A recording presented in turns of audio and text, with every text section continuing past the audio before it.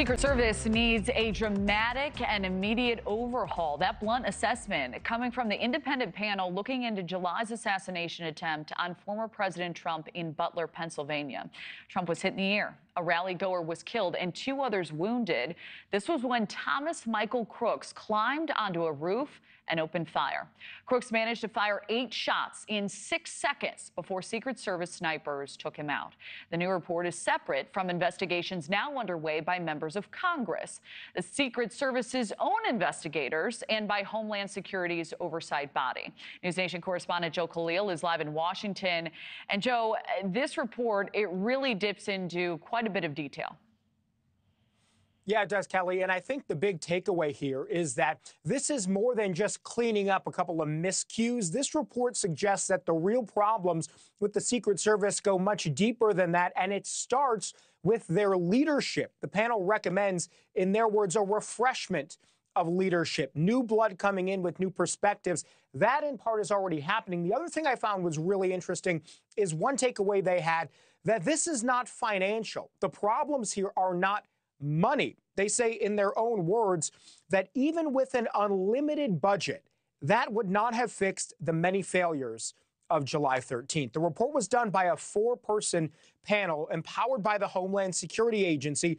All 4 are former law enforcement or national security officials, some working for former President Bush, some for former President Obama. They highlighted failures on July 13th that day: communication between Secret Service and local officers, failure to secure the roof of the AGR building, a complacency in not flagging that Thomas Crooks was acting erratically. But it also, as we mentioned, goes into those more deep-rooted problems. And take a look. They call it a corrosive culture, a culture of do more with less that became pervasive, lack of cohesion with locals in terms of planning every single major event, and a lack of speaking up. Again, speaks to more of a complacency issue.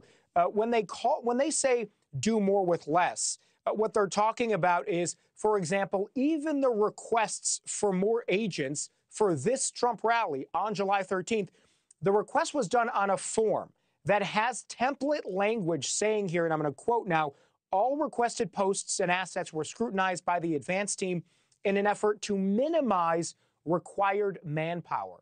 So think about that for a second, Kelly. The actual request to get more people has a form that says our goal here is to minimize manpower. That was sort of a culture that seeped into the DNA of the Secret Service, according to this panel, that this do more with less was a major problem. So this, among a number of other issues that they highlight, this is one of many reports, many investigations, but certainly given the gravity and the backgrounds of the national security personnel who worked on it, it's something that I think the Secret Service, I think Homeland Security is going to be paying attention to. Yeah, certainly fascinating. So the Secret Service was moved from the Treasury Department to the Department of Homeland Security. This was back in 2003, part of the post-9/11 reorganization of the federal government.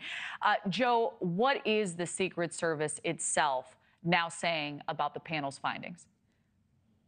They did put out a response, and the head of the agency, Ronald Rowe, basically says they thanked this panel for doing their work. They're going to look at all of the recommendations this panel made, but they say they're not waiting for anyone or anything to start making changes. They say they have already done that, whether it's personnel, whether it's tactics on the ground, whether it's surging manpower to all of the people now running for president or vice president. Those changes are happening as we speak. Many of them have already happened. So that was the takeaway from the U.S. Secret Service. And they say that they're going to continue to make more changes in the coming weeks and months.